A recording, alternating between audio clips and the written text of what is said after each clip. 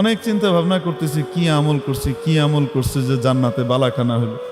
হঠাৎ মনে হলো, আচ্ছা ওইটা না তো যে আমি যে বাহলুল রে 1 টাকা দিলাম, 1 আনা দিয়ে যে জান্নাতের বালাখানা বেচলো। হ্যাঁ, তো মজা করতেছিল, আমিও মজা করেই কিনছি, কিন্তু সেটা কিনা আবার বাচ্চাটা ওইটাই।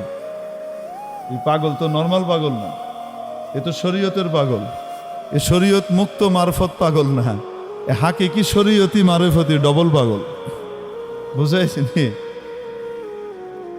যেই আল্লাহওয়ালা মারফতি মানুষের শরীয়তের কোনো বিধান লঙ্ঘন হয় না, নবীজির কোনো সুন্নত নষ্ট হয় না, এ হলো আসল। বুঝাইতে পারছি? হ্যাঁ, মারেফত বাদ দিতে বলা হয় নাই, কিন্তু শরীয়ত ধ্বংস করে না। তো মেরে মোহতারাম দোস্ত বলছিলাম, ওই যে খলিফা হারুনুর রশিদ আর কে, তো বাদশাহ ঘুম থেকে ওঠার পরে এটা শোনার পরে চিন্তা করতেছে, হায় রে হায়, কালকে তো বিশাল লস খাইছি, এই পাগলের কাছ থেকে তো এটা কিনে নিতে হইতো, নেই নাই। এখন কি করছে, সকালবেলা এর পরের দিন আবার নদীর পাড়ে হাঁটতে বেরিয়েছে, আশা যদি আজকেও পাগলারে পাই। পাগলা কি ডেলি এক জায়গায় থাকবে নাকি? এক এক সময় এক এক জায়গায় তার যেখানে মন চায়। দোয়া করতেছে খুব আল্লাহ কাছে, আল্লাহ যদি পেয়ে যাই। এখন গেছে, যাওয়ার পরে হাঁটতে হাঁটতে হাঁটতে হাঁটতে দেখে ও জায়গা মতো এই বাহলুল মজনুন আছে, ও যে দেখা যায়। তো এখানে গেছে, গিয়ে কয়, কি করো? জান্নাতের বালাখানা বানাই। কয় কার লেগা? যে কিনবো হের লেগা। আমি যদি কিনি আপনিও পাবেন। দাম কত? বাগদাদের অর্ধেক রাজত্ব। আজকে কি কয়? বাগদাদের অর্ধেক রাজত্ব, এটা দিলে পাবেন।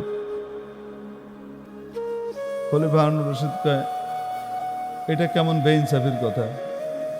গতকালকে আমার বউ কিনলো 1 আনা দিয়া, আর আজকে তুমি আমার কাছে বাগদাদের অর্ধেক রাজত্ব দাম হাঁকতেছো, এটা কোনো কথা হলো?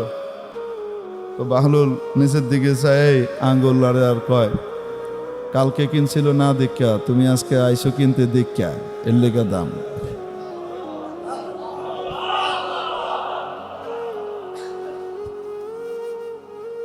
কালকে যে কিনছিল সে গায়েবের উপরে বিশ্বাস করে কিনছিল, আর আজকে তুমি যে কিনতে আইছো, আমি তো তারে কইছিলাম জান্নাতের দাম 1 আনা দিলেই তুমি পাইবা, তুমি আমার কাছে দাও, আমি আল্লাহর রাস্তায় খরচ করে দিব, তোমার পক্ষ থেকে খরচ করে দিব, এটাই তো কইছিলাম। আমি তো আর খাইতাম না, আমারে দাও, আমি আল্লাহর রাস্তায় কি দিব, এটা লাগাই দিব, এটাই তো কইছিলাম। তো সওদা তো আল্লাহর লগে হইতো, আমার লগে না। তো বাদশাকে আমি দেখছি, তুমি জানলা কই থেকে দেখছি? স্বপ্নে দেখছো না, এখন আইসো।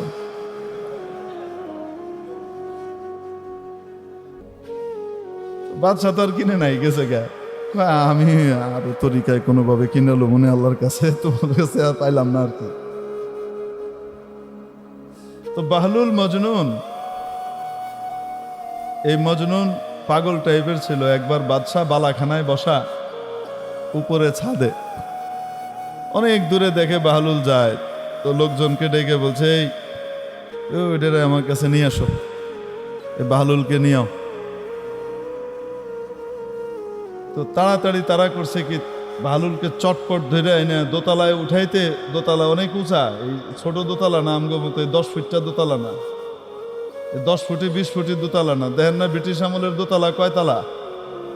আরে আপনাদের সলিমুল্লাহ মেডিকেল কলেজের এক এক তালা কত উঁচা, দেখেন না? ঢাকা মেডিকেলের এক এক তালা 3 তালা উঁচা, ঠিক কি ঠিক না?